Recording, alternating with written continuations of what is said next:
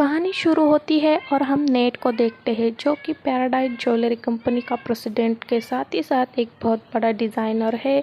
जो ज्वेलरी उस डिज़ाइन करता है वो बहुत ही फेमस होती है और उसके साथ वो एक बहुत ही अच्छा रेसर भी है और उसे झूठ बोलने वाले लोग बिल्कुल भी पसंद नहीं है। वो उन लोगों से नफ़रत करता है। और दूसरी तरफ है हमारी कहानी की मेन लीड मून, जो कि एक नंबर की कॉन आर्टिस्ट है और वो और उसका बॉयफ्रेंड पेनिंग दोनों मिलकर लोगों को लूट लेते हैं। आज ऐसे ही वो एक बहुत ही बड़े आदमी को लूटने के लिए आए होते हैं। तो मून कहती है कि आज हम ये लास्ट बार उसे लूटेंगे, उसके बाद ये काम छोड़ देंगे। और वो खुद को मोटिवेट करती है कि हमारे फ्यूचर के लिए हमें जो घर लेना है, पेनिंग के साथ मुझे जो फैमिली शुरू करनी है, उसके लिए मैं आज ये आखिरी बार काम करूँगी। और ऐसा कहकर उस आदमी के पास चली जाती है और उसे इमोशनल ब्लैकमेल करके वो नेकलेस बेचने के लिए तैयार करती है। और वो आदमी फिर भी उसके लिए मान नहीं रहा था, तो उसको अपनी माँ की दुख भरी कहानी सुनाने लगती है।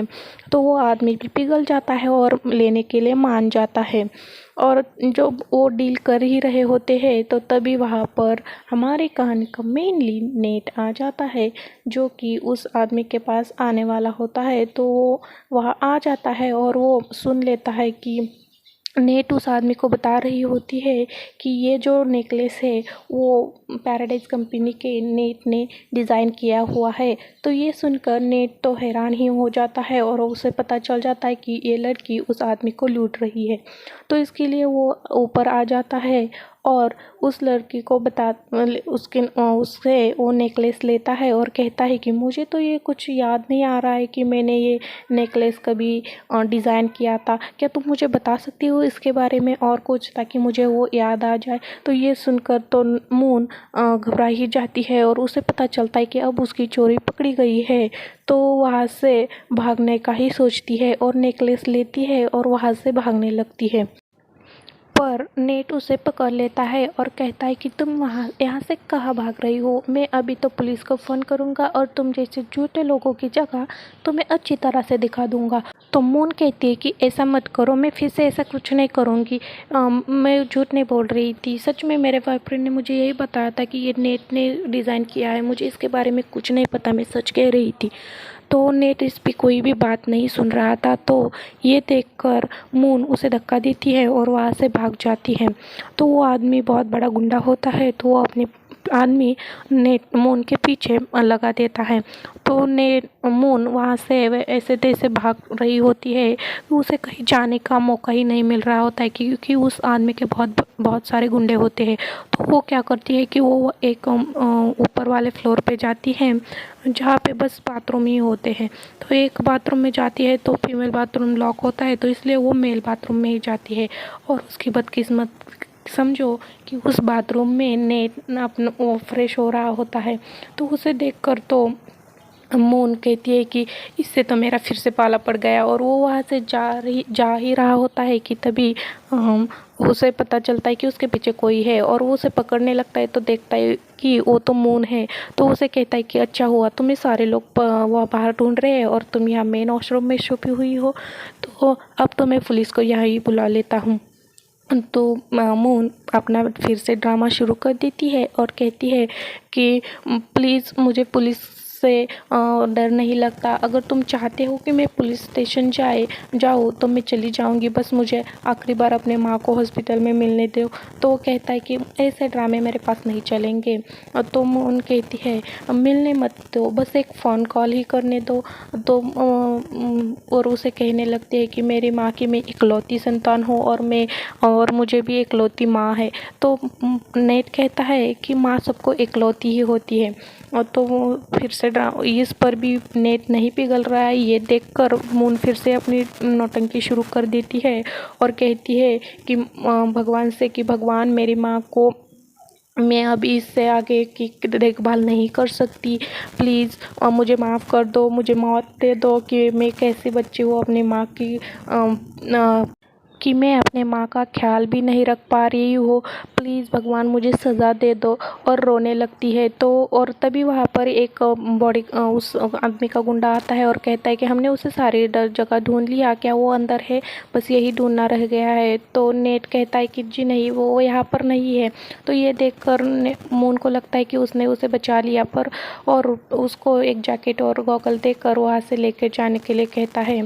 तो मून भी उसके साथ तैयार होने लगती है और उसे कहती है कि अच्छा हुआ, तुम बहुत ही काइंड हार्टेड हो, तुमने मेरे माँ के लिए मुझे बचा लिया। और उसे गाड़ी में लेकर वहाँ से जाने लगता है। तभी देखते हैं कि वहाँ पर पुलिस वो आए होते हैं और वो बाहर जाने की बजाय नेट उसे पुलिस के ओर लेके जाने लगता है। और ये देखकर तो मून को पता चल जाता है कि ये कोई उसे बचा नहीं रहा था, बस बल्कि उसे उस पुलिस के पास लेके जा रहा था। और ये देखकर वो उसे गाड़ी रोकने के लिए कहती है, लेकिन नेट नहीं गाड़ी नहीं रोकता और उसे पुलिस के पास ले जाता है। और ये देखकर तो और उसे पुलिस पकड़ लेते हैं मून को, और मून फिर नेट को श्राप देने लगते हैं कि तुम जैसे धोखेबाज इंसान, जो पैसा उनको पैसा तो बहुत होता है लेकिन इंसानियत कुछ भी नहीं होती है। और उसे बहुत सख्त गालियाँ भी देने लगती है।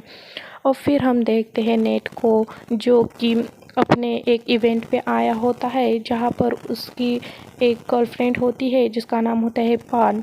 उसे कोट पहनाती है और कहती है कि मिस एना भी आ रही है, तो और उनके साथ ज़रा अच्छे से बिहेव करना। तो मैं उनके साथ अच्छे से बिहेव करूँ, वो ये डिज़र्व नहीं करते। और ऐसा कहकर वो अंदर चले जाते हैं। अंदर हम देखते हैं अंकल सारा को, जो कि मिस एना का वेलकम कर रहे होते हैं। तो मिस एना वहाँ आते ही उनसे कुछ बात कर रही होती है। तभी वहाँ पर नेट आ जाता है। तो नेट आते ही अंकल सारा से कहता है कि चलो, हमें इवेंट के लिए देर हो रही है।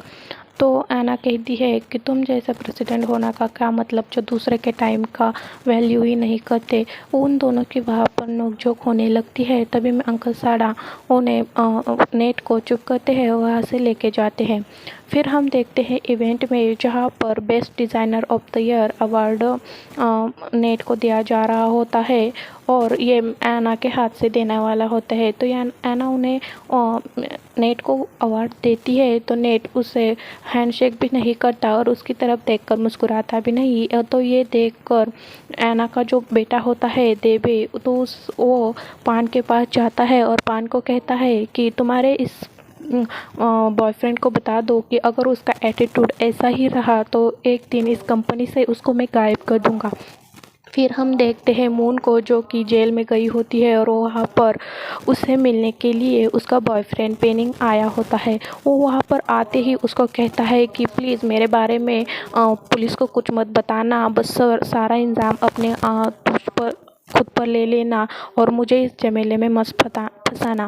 और तो मून कहती है कि हाँ, मैं सारा इल्ज़ाम अपने ऊपर ले लूँगी, तुम्हें कुछ नहीं होने दूँगी। तो पेनिंग कहता है कि जब तुम जेल से छूट जाओगी तो सीधा हमने जो अपने लिए घर लेने की सोची है उस घर पे आ जाना, मैं तब तक वो घर अपने लिए लेकर रहूँगा। तो और ऐसा कहकर वहाँ से चला जाता है। फिर हम देखते हैं कि उस जेलर सबको बता रही होती है कि अगर आप इस जेल में अच्छे से बिहेव करेंगे, आप सुधर जाओगे तो आपकी सज़ा कम हो सकती है। आपको जो सज़ा दी है उससे आपको जल्दी छोड़ा जाता है। और ये सब सोचकर मून को उसको नेट की याद आती है और कहती है कि इससे बदला लेने के लिए तो मैं बहुत ही जल्दी जाऊंगी। और ऐसा कहकर वहाँ का काम करने लगती है। फिर हम और उसे कुछ गालियाँ भी देने लगते हैं। फिर हम देखते हैं नेट को, जो कि गाड़ी से पान से मिलने के लिए जा रहा होता है। तो वहाँ उसे गाड़ी से टक्कर लग जाती है। फिर देखते हैं वॉशरूम में नहा रहा होता है तो वहाँ पर भी फिसल जाता है।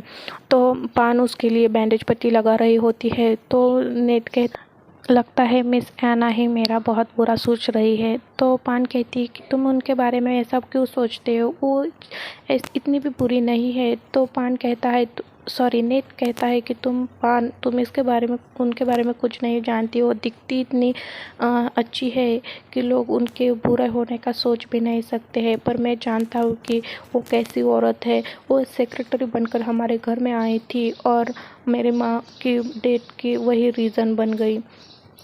उसके वजह से ही मेरे माँ ने सुसाइड कर लिया। इसलिए मुझे पता है कि वो औरत कैसी है। और ये सब उसे पान को बता रहा होता है। और ये सब सुनकर पान नेट को दिलासा देते हुए कहती है कि चाहे कुछ भी हो जाए, मैं तुम्हारे साथ हमेशा रहूँगी। और इसी के साथ हम देखते हैं कि अगले दिन नेट अंकल साड़ा के ऑफिस में जाता है और उन्हें बताता है कि मैं सोच रहा हूँ कि मैं भी अपनी फैमिली शुरू कर दूँ और पान को मैं प्रपोज करने वाला हूँ। तो अंकल साड़ा कहते हैं कि पहले तुम श्योर होना। और मुझे पता चला है कि पान के अपार्टमेंट में कोई एक और भी लड़का आता है, तो तुम पहले इसकी जांच कर लो, और नहीं तो तुम भी अपने मम्मी पापा की तरफ फिर से एक बार सैड हो जाओगे। तो ये सुनकर पहले तो वो यकीन नहीं करता, और फिर हम उसे देखते हैं पान के अपार्टमेंट में, जो कि वहाँ पर चेकिंग करने के लिए आया होता है।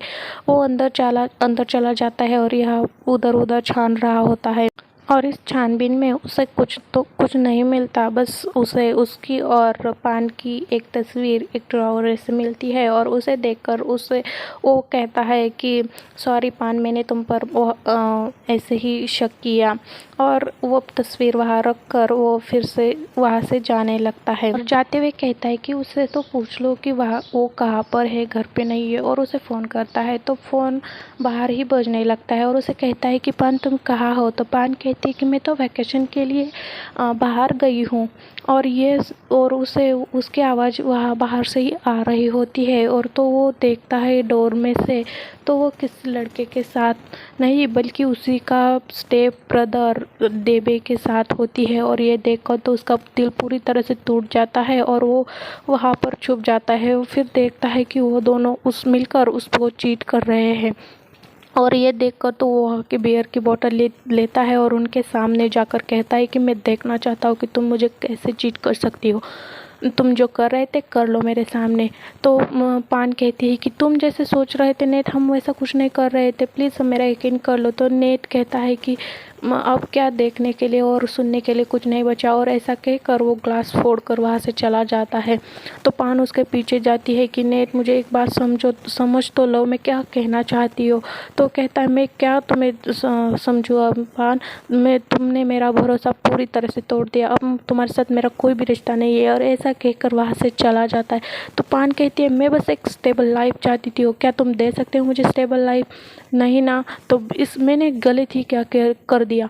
तो नेट कहता है गलत क्या कर दिया? मैंने तुम पर सबसे ज़्यादा भरोसा किया था पान, और तुमने ही मुझे धोखा दे दिया, मैंने कभी नहीं सोचा था। और ऐसा कहकर वह उसे छोड़कर चला जाता है और लिफ्ट में जाकर बहुत ही रोता है। और पान भी बस वहाँ पर नेट करते रह जाती है।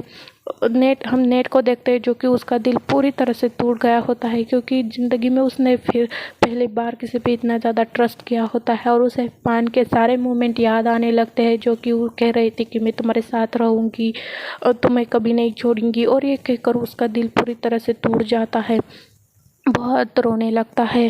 फिर हम देखते हैं कि देबे को, जो कि अपनी माँ को बता रहा होता है कि नेट का चेहरा बस देखने लायक था, मम्मा बहुत ही बुरी तरह से रो रहा था। और उसे देखकर मुझे इतनी खुशी आ रही थी ना, और बस मुझे इसी तरह उसे हराना है, उसी तरह का चेहरा मुझे उसका देखना पसंद है। तो मम्मा कहती है अब तुम्हारा मकसद पूरा हुआ ना, अब तो तुम पान को छोड़ दोगे?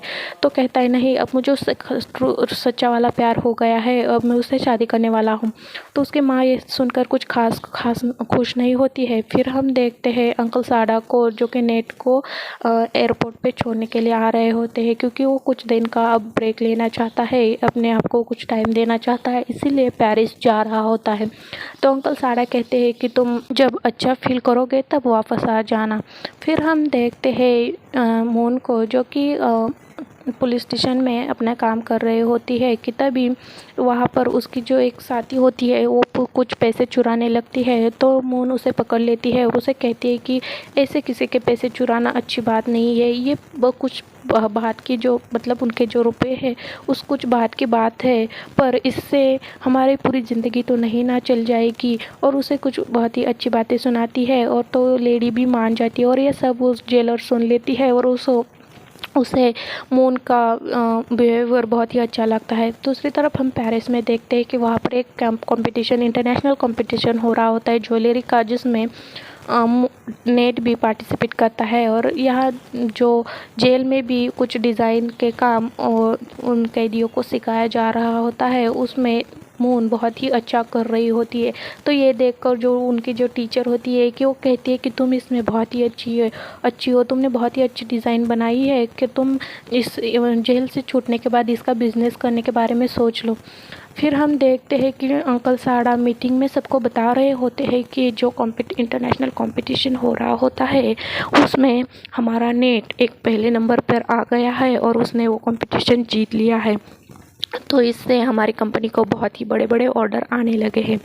फिर हम देखते हैं जो एना और देबे को, उनको ये बात जब ज़रा भी पसंद नहीं आई होती है, तो देबे अपनी माँ को कहता है कि उस नेट का कुछ तो करना पड़ेगा वरना वो कंपनी का मालिक बन जाएगा। तो उसकी माँ कहती है उसको तो मैं अभी करती हूँ क्या करना है। और फिर हम देखते हैं कि वो बताती है कि उसके पास जो लव डायमंड नेकलेस है वो अभी मेरे बेटे के पत्नी को हम देने वाले हैं। और ये न्यूज़ जैसे ही नेट सुनता है तो वो अंकल साड़ा को फ़ोन करता है और कहता है कि मैं कल ही थाईलैंड वापस आ रहा हूँ, क्योंकि वो नेकलेस वो औरत उसके बहू को नहीं दे सकती, क्योंकि वो नेकलेस मेरे माँ का है। और ऐसा कहकर वो अंकल साड़ा को कहता है कि मैं कल वापस आ रहा हूँ। और फिर हम देखते हैं कि नेट वापस आ गया होता है थाईलैंड, और उसी के साथ साथ मून भी जेल से बाहर आ गई होती। तो आगे इस कहानी में क्या रंग आता है ये देखने के लिए don't forget to subscribe my channel and like the video. Bye bye.